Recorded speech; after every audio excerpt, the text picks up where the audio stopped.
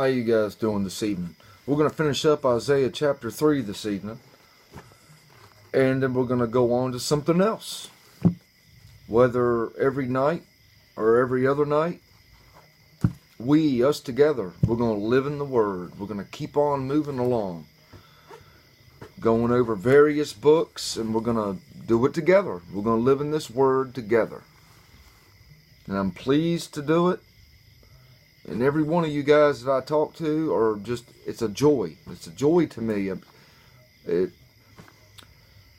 It's better dialogue than I have with people in my regular circle of life. I mean, my family is my friends. That's who I share thoughts with. That's who you just can't talk to people out in the world about things that we discuss, you know? And it's a true joy, and I appreciate it. Just want to let you guys know that. But we are going to live in the Word together. We're going to study it, and we're going to keep going on through autumn, past autumn, right into winter. Then we'll be back again here in the hot summer of next year, in 2019. And we'll live through everything that's going to play out in this world, the way things are getting. We'll do it together. Maybe I'll do some live streams this fall when my work slows down a little bit, and we can ask questions and have fellowship together. Looking forward to it. I'd really like to. I'd like to hear y'all's input on that. Alright, so tonight we're going to finish up Isaiah chapter 3, verses 18 through 26. Not going to be long. Verse 18. In that day the Lord will take away the bravery of their tinkling ornaments about their feet, and their cauls, and their round tires like the moon, the chains, and the bracelets, and the mufflers, the bonnets, and the ornaments of the legs, and the headbands, and the tablets, and the earrings, the rings, and the nose jewels, the changeable suits of apparel, and the mantles, and the wimplets, and the crisping pins, the glasses, and the fine linen, and the hoods, and the veils. When a woman's dressed is modest, it says a lot about the character of a nation. It says a lot. If you've got a lot of haughty women that are dressed to impress, as in making men lust after them, that shows a lack of self-control in the nation.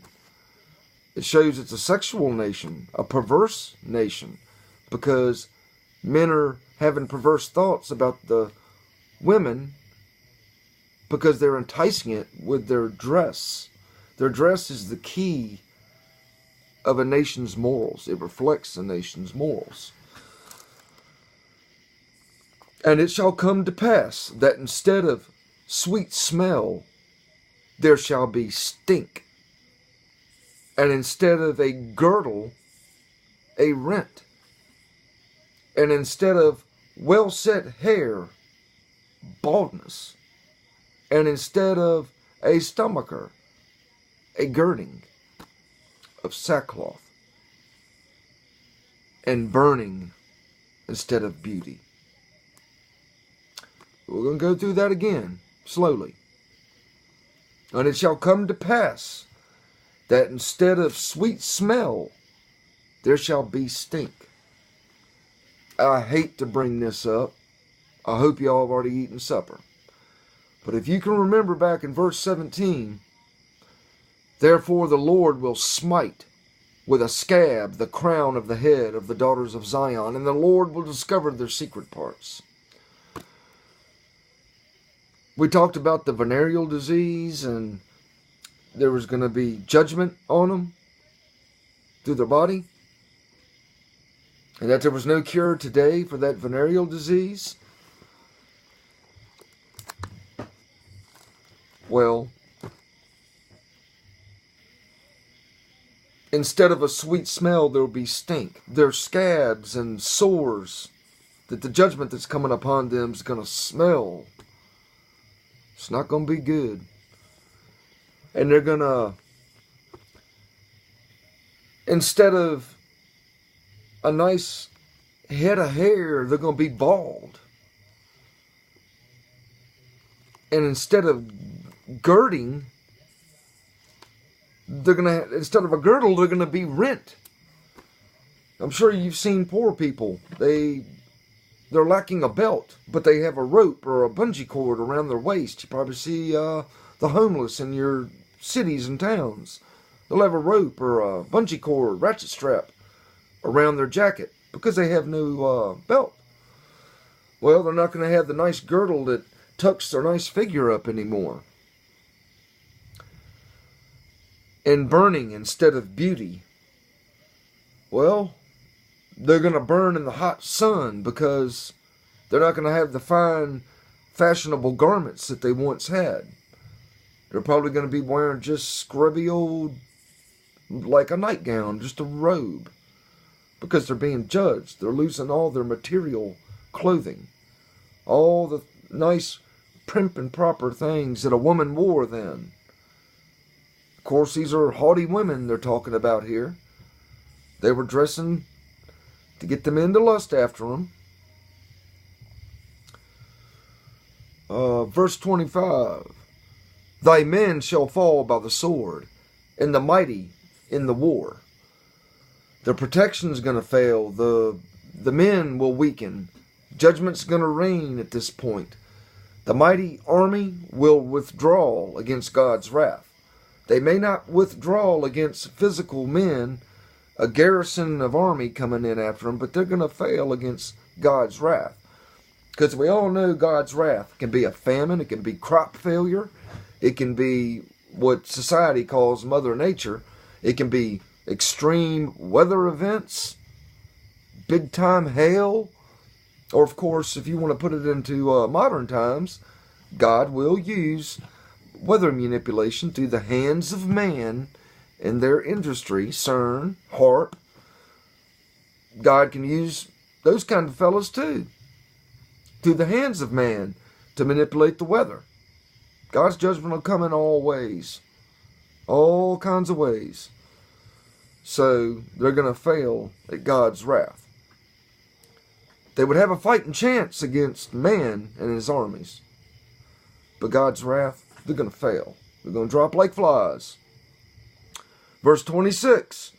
And her gates shall lament and mourn, and she being desolate shall sit upon the ground. Usually when they reference she in the Bible, that is for Jerusalem. Jerusalem is a female, she. Back then, the cities were walled up and fenced. And once you entered, your feet would hit the brick streets. And usually you'd be walking along these brick streets, and there would be piping, terracotta probably, but it would be half moon shaped. Like cut in half. Instead of like that, it'd be like that. And it would be sewer running through it. Each storehouse or home would have one of these troughs, terracotta troughs, running out of it. And then they would run in like a system, a gridding system. They'd run down the streets and you'd have, sewer. And then of course you'd have some coming in that would bring fresh water from the aquifers.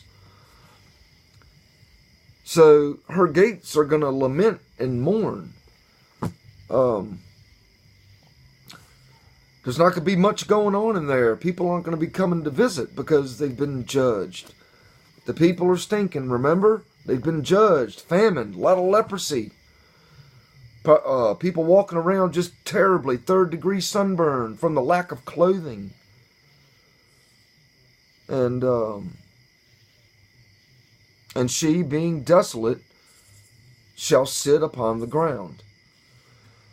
Well, it's not really a coincidence that Rome would have coinage in metals. And they would have stamped on the coins, like we have Washington on some, and Lincoln on, I guess, the nickel, maybe. I can't remember. Jefferson. I'm ignorant when it comes to our currency. But it was a woman with a palm tree behind her, stamped on this coin. And she was lamenting, holding her head down like that, like she had just lost her husband. And that signified Jerusalem's first destruction by the hands of Nebuchadnezzar, King Nebuchadnezzar. And that was part of Rome's coinage in their currency. And that and on it said Judea capta. Judea captured. Judea capta is what it said on that coin. And can you imagine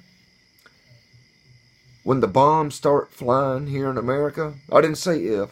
I said when the bombs start flying in America. What the currency of other nations would be. You know, it may be out now. I'm not quite certain of this.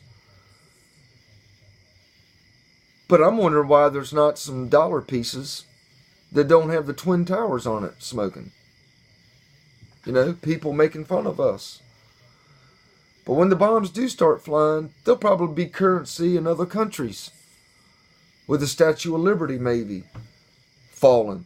The torch falling down with the big tidal wave in the background of it. And that's their currency to mock the once late, great United States of America.